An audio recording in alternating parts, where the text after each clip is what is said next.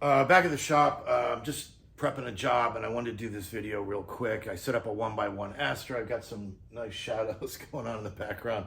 I thought you'd appreciate. Yeah, I went the extra mile for lighting this. But I want to talk about a subject that I think is pretty important, and it's tie-ins. Now, if you're a younger gaffer, you probably have never done a tie-in because look, even if you've been in the business 4 or 5 years, we're largely in an LED world with much lower power demands. And look, I've even pulled off my feeder cable, my lunch boxes, my Bates cable. All that stuff is now an add-on because it just isn't coming up as frequently, right? Unless you're on a bigger job. But so tie-ins, essentially were getting power from a box on location, right? And as I grew up in the 90s, this was really a rite of passage, right? We would, as a third or a swing guy, you'd often spend a lot of time with the best boy. Best boy was often the one assigned to do the tie-in. And you just watch them tie into box after box after box. So you'd see lots of different procedures, lots of different kinds of boxes. They would teach you like never trust anything that's written on the box, always meter it, always double check. There are a whole variety of safety protocols and procedures. And one of the very difficult things that we were up against as film guys tying into boxes is we often would have to tie into a hot box. There was no way to shut this box off because it was powering whatever, computers or who knows what, but we couldn't go down to the basement or go to the main and shut this box off. So we would be doing it live, which presents a huge amount of potential risk. But we did it, and we did it frequently. And so what you would find in a typical box like this, right? This is going back to the mains here in my shop, right? So there's a breaker upstream. This is essentially a sub panel. And here in the US, you would typically have single phase power, 3-phase power. So in 3-phase power, you'd have 3, what we called lugs. So essentially it would be your red, your black, your blue leg, right? Or if it was single phase, you might have 1 or 2 hots here, and then you'd have a neutral lug, and you'd have a ground lug, or maybe sometimes it was just a screw in the side of the box. And we had these trico clamps that we would take, and they would clamp down. You'd screw them, and they get tighter, and you'd screw them onto the lugs. All the lugs, the ground, the neutral, and the hots. Now the problem was, since this box was hot, there was the potential for electricity to arc from one leg to the next. And we'd sometimes have to put rubber mats in here, and you were taught to always do the tie-in with one hand so that if you should take a shock, it wouldn't go across your heart. There were just all sorts of, procedures to do this. And I can tell you, I remember one time many years ago, probably 15 years ago, got to location. I was with my best boy, who was also a gaffer. We both of us have been tying in for quite some time. I said, "You want to do the tie-in? You want me to do it?" He's like, "Yeah, I'll do it." And I'm starting to set up the lighting, and he's tying in, and I suddenly hear this loud pop, and I see a flash, and I turn around, and he's fallen back onto the floor, and I race over. Thank God he's fine. His eyes are fine. He got a tiny shock, but was fine. But the arc took down an entire hot leg of the entire building. We were in an 8-story office building.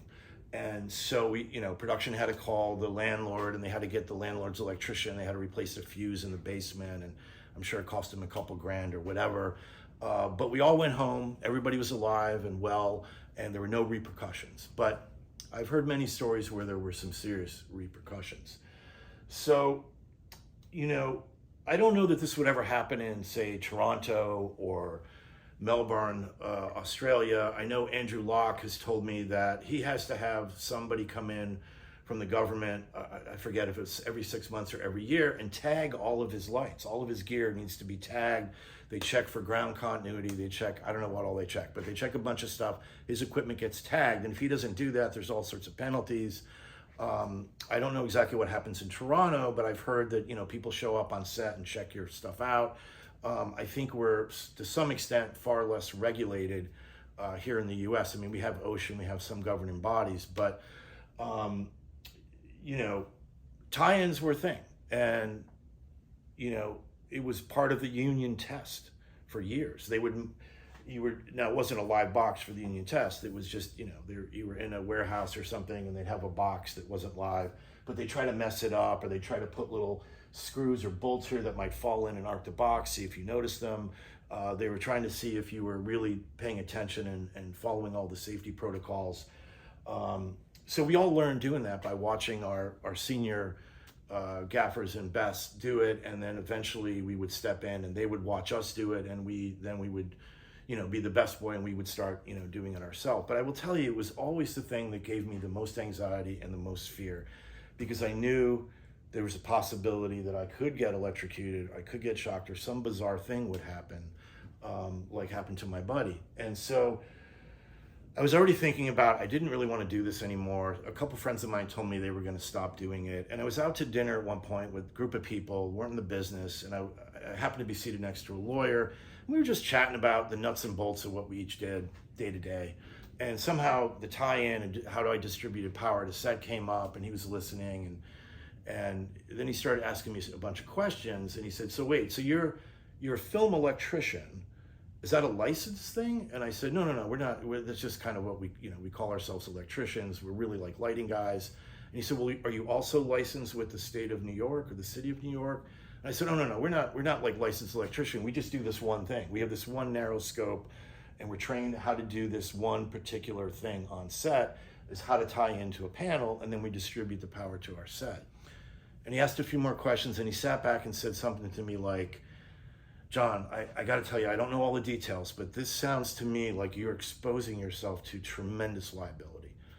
And he's like, I don't know all the details, but I do know that there are a lot of codes, electric codes, there are a lot of rules and regulations, and to do certain kinds of work in New York State, you need to be a licensed electrician.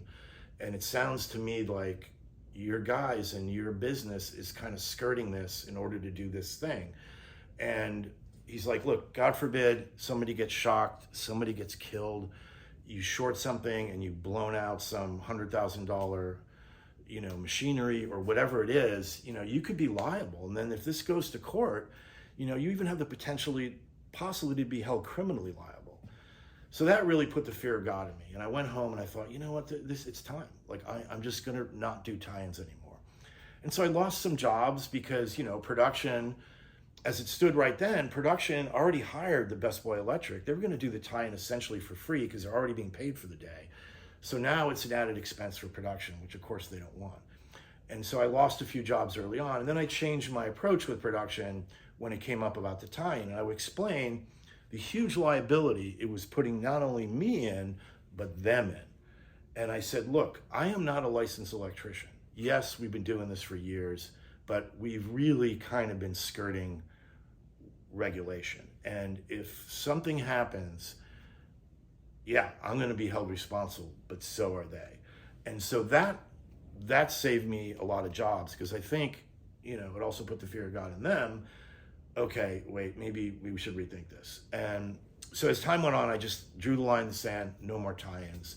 And I got numbers. I had numbers for 3 or 4 guys in our business that were also licensed electricians that also had their liability insurance. And they could call them up. They would come in the morning or the day before, do the tie-in. At wrap, they would come back and, tie out, as we say.